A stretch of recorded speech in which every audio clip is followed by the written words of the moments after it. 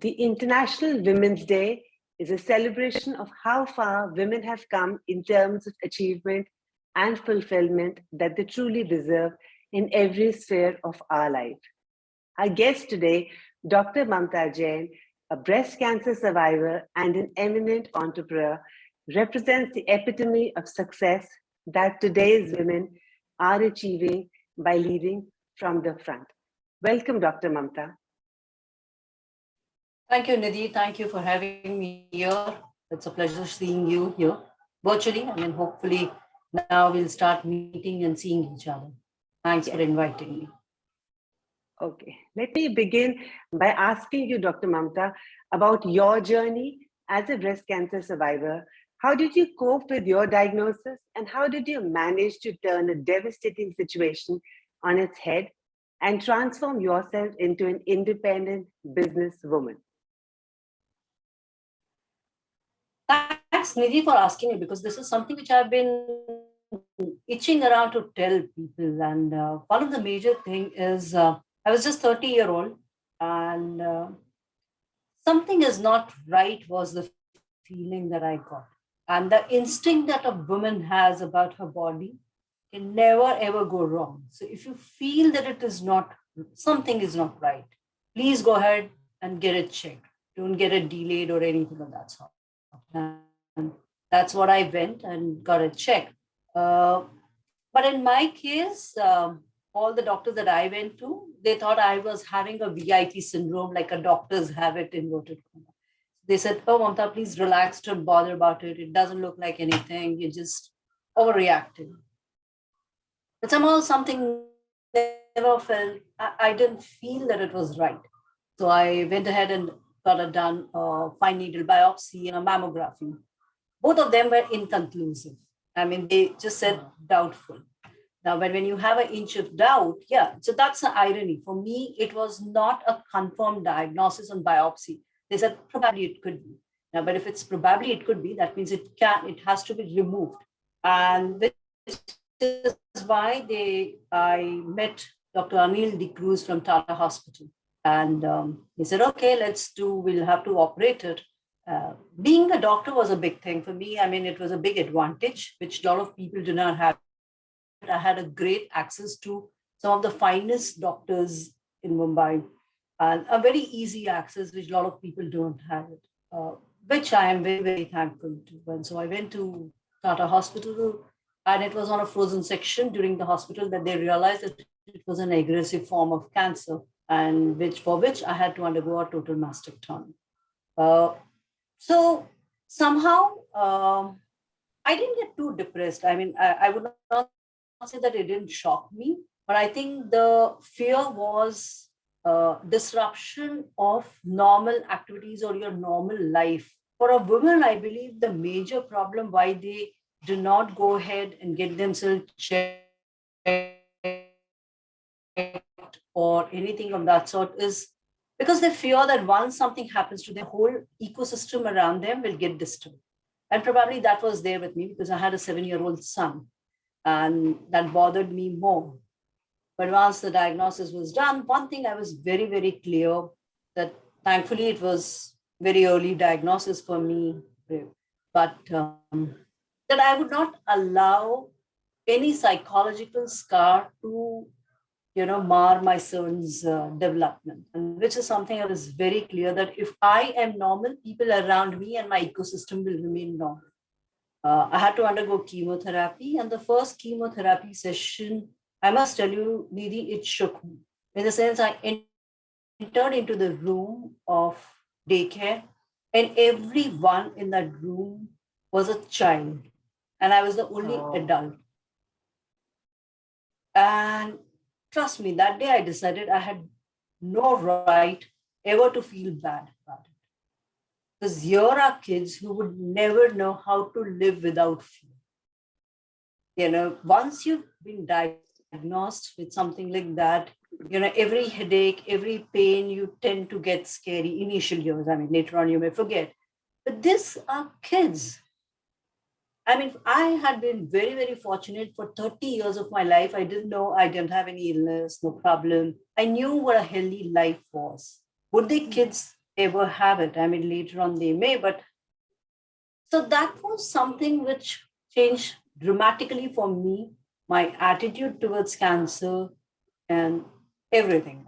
I mean, from then onwards, it was okay. I was always okay. Being a doctor, again, you know the side effects. So you know this is going to be temporary. Once you're out of it will be fine. Everything. And I tell every this person this thing that don't think it's going to be a period where you will not have problem. You will have problem with therapy related. But once you're out of it, you will forget it. You someone has to remind you. I mean, it's been so many years that someone has to ask me, did you have it? And if I say, people don't believe it. So it's like as simple as. And one more thing about cancer, I always feel we don't talk, we only talk who died. We never talk of how many people are saved. For every one person who dies, there are thousands and thousands who are saved, who are survivors. Why are we not celebrating survivors? Why do we talk about people who lost their lives to cancer? There are too many people who survive. So that's what Nidhi is my opinion on it. The journey was okay. Dr. Mamta, do you think that social perceptions about breast cancer have changed in these 20 years since your diagnosis? Or do women still feel undermined by a stigma that is attached with this disease in our society? See, in our society, I think in the last 20 years, something which has changed drastically, couple of things, one good, one bad. The bad part is everyone has become very body obsessed. When you see your actors, you see everyone, you see models, there's so much of emphasis on that body and everything that everyone is now aspiring that perfect thing. The good thing is there is now the taboo related to the word cancer overall is decreasing. Too many celebrities are coming out. You're seeing too many survivors. So the fear of cancer or the confidence in available treatment is going up. But yeah, because the taboo will remain.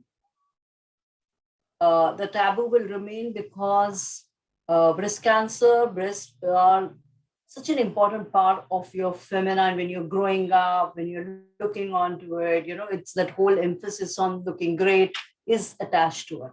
So it may not go off anything, but I think every female needs to realize, and every man also, this is more to a woman than anything of these superficial things. I mean, what makes you sexy is not your body, but it's your attitude towards life and everything. So you don't have to be there. And once you accept it, I think your partner also accepts it. If you are not coming out and you feel, oh my God, there's some problem with me and this and that, if it's there in your mind, other people can realize it. The first thing a person has to realize is herself. I mean, forget about the taboo. The taboos are going to be remaining, but what is important to you? I mean, your life is important, your family members, your loved ones, they're important. So you're doing it for them. You're not doing it for the society. I mean, as simple as that. I mean, I would put it across. Yes, the taboos are going to be remaining and it's increasing, in fact, rather than decreasing. And that's why you see so much of people depressed because they are, identifying themselves with their, for them, everything is their body. Nothing else. I mean, when you lose your hair, I see a lot of kids, patients now undergoing into so much of depression just because of that. The hair will come back. You are not because of your hair or anything of that. So you are because you are. I mean, that's your personality, which is there. It will reflect irrespective of everything that you have or not. Well said. Now, as a seasoned brand marketer and communication specialist in the pharma and medical field, do you think that communication and awareness about breast cancer in India is still seriously lacking, and what are the possible solutions? Nidhi, you rightly said we're very, very lacking. I mean, I think we are far behind than what ideally it has to be there. If you would ask me, we are less than 10% of what an actual awareness should be there. And if that level of awareness would come in, we would actually not lose 80% of our women. Today, what happens is that 80% of our women are getting diagnosed at stage 3 and 4 rather than 1 and 2. And if we are able to do that, then our survival rate and everything will increase. We are not doing at all enough. We are not talking about it. We are not creating public forums about it. Uh, the communication from right from the central government to state government to doctors to medical association is not happening. Not happening even with survivors. I know a lot of patients and people who've undergone into it are actually shy of admitting that they have cancer. They want to hide it. They don't want the world to know about it. I mean, that I personally I find it very ridiculous. But each one to his own and respect for that. But no, we're not at all doing it. If we start doing this right at the grassroots level, like even an ASHA worker, and we start having dialogues over there, then people will become fearless. They will get themselves diagnosed. If the simple stage, they will not wait around for long. I'll tell you an example. There's a cousin of mine who stays in a very small village called Falodi. That's where my father came from, to Mumbai. And this cousin's wife is a young 29-year-old woman. And she waited exactly 2 years because she didn't want to tell her husband or anyone. Now, my whole thing is she's doing well now after 2 years, 3 years, whatever it is. But because she delayed, her treatment got extended. Instead, what would have been just a simple lumpectomy, she had to undergo mastectomy, then followed by chemotherapy, radiotherapy. And what people do not understand is she would have come down in the first stage, and now we are still not sure. I mean, you understand? The same thing happened with a very good friend of one of my school friends' wife. Now there were economic compulsions for her not because of the COVID, the whole business went haywire. And for 2 years, she knew there was a lump. And she didn't go and get herself tested and treated. And today, when she's got operated and getting chemos and everything, we don't know the survivor. Her treatment is going to be more expensive. And all of it. And today, what has happened? The tumor got attached to the pectoralis muscles. So the post-operative also, she's going to have complications. So these are the kind of stories and awareness that we need to bring it out that the moment you get it treated at the first stage, second stage, you will be as good as normal later on. You will not have problems. But later on, as and as the cost increases, your operations increases, your treatment increases, your suffering increases, and you're still not sure. Do you really want yourself to go through it? Do you want your family members to go through it? And these are the kind of an awareness which really, really needs to be brought across. Stories need to be brought across, right at starting at a small village public health center, that we need to bring across this story. It's a huge cost even to the government. I mean, the moment they are, diagnosed late, it's a cost to the healthcare system of the country. So all of it. So amount of money that we will spend today or energy that we'll spend today for talk about it and creating awareness, getting more people diagnosed early is a huge, not just life save. It will be a cost save to the country. It will be a good, healthy force which will be there, not someone who needs to be taken care of. So yes, a lot needs to be done. And I think a lot of CSR funds can be used to it. A lot of corporate guys can come into it. I mean, I'll tell you another example. Last week, someone consulted me. She's a bank employee, just delivered. And the doctor says, no, this is not a cancer. The next FNAC report confirmed it. You can take your time, get yourself operated, just get a mastectomy done, get yourself. I mean, I'm not saying that the doctors are wrong, but today she feels that the size of is like an apple size tumor inside her breast. I mean, you can do that much earlier when it's just a pea size or less than that. You don't have to get it, compare it. Now, these are educated women. The one, I'm telling you, 3 different types of women. One from a village, one high in the bank employee, and second, a housewife who is desperate to struggling economics. All 3, like the one, a high-ended one, all 3 diagnosed late. One because of scare, one thinks that I would not get anything, मुझे नहीं हो सकता है. And the second one is not getting it done because of economic compulsion. She does not realize that she's ended up spending much more today, and the cost has gone up drastically because the treatment has gone up. And third one, because she was so scared of the societal pressures that she didn't even want to ask her husband or tell anyone, just because of the fear that she's in a village and supposing, what will people think about it, or the pressure of telling in-laws or anything. End of the day, it's a woman who suffers, whatever your reasons may be. Yeah, Nidhi. I mean, we can keep on talking about it. There's no end to it. I can tell you. You've really articulated beautifully, Dr. Mamta. The next question, what comes to my mind is, do you think that technology can play a role in bringing a shift in focus from treatment to prevention? For example, the mobile phone has reached even the rural and remote regions of the country. Can there be a multilingual app available for free download, for example, that provides information, alerts, reminders for monthly self-examination, annual breast examination, and updates about the accessibility of treatment? I mean, this is what's coming to my mind, and so on, to encourage and motivate women to stay ahead of this disease, because as you've been saying, again, in all the three cases, because early diagnosis is the ultimate winner in our fight against breast cancer.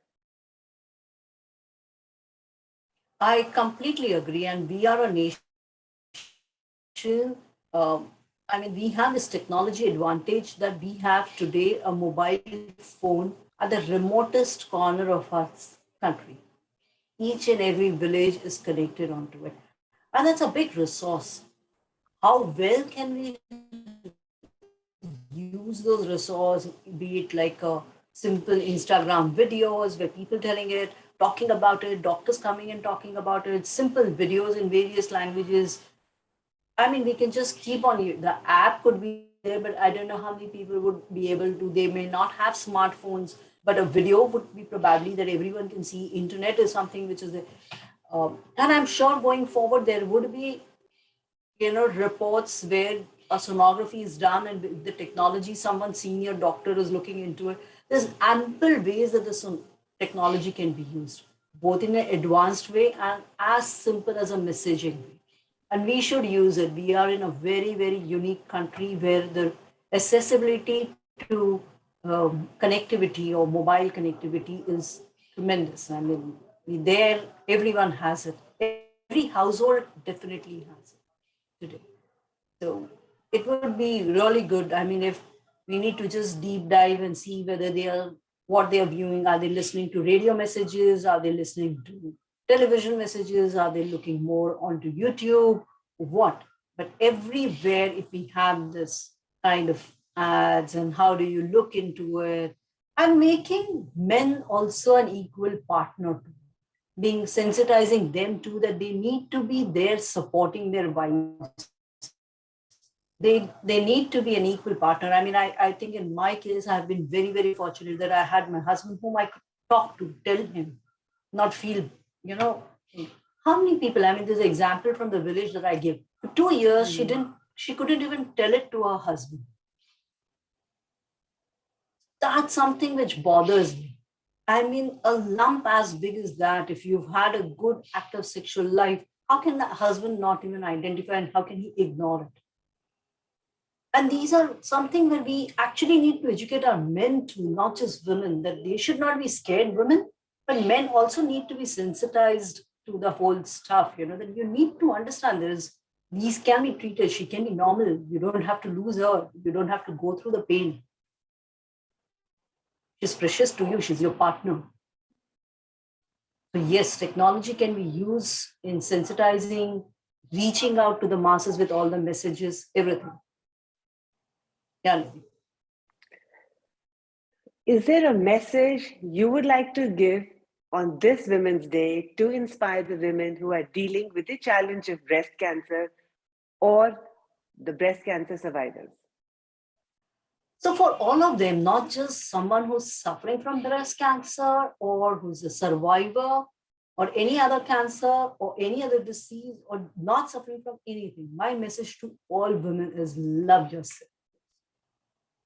If I love myself first, I take care of myself, I am more than capable of taking care of my family and everyone dependent. But I should not and never ignore myself. I mean, you need to be strong enough, healthy enough to be able to give a healthy next generation. If you're going to always prioritizing them, then you will never be. So on a Women's Day and every day, not just on Women's Day, every day, please, every woman in the world, in India, be it a village or anywhere, love yourself first. That's it. Thank you, Dr. Mamta. Thank you so much for doing this. I'm sure your words are going to inspire a lot of people. I hope, Nidhi, and I really hope that people take care of themselves, get themselves diagnosed early. Disease, life, everything is a part of life. You know, some may get it, some may not get it, feeling bad or why I got it, rather than taking it across as good, I got diagnosed early.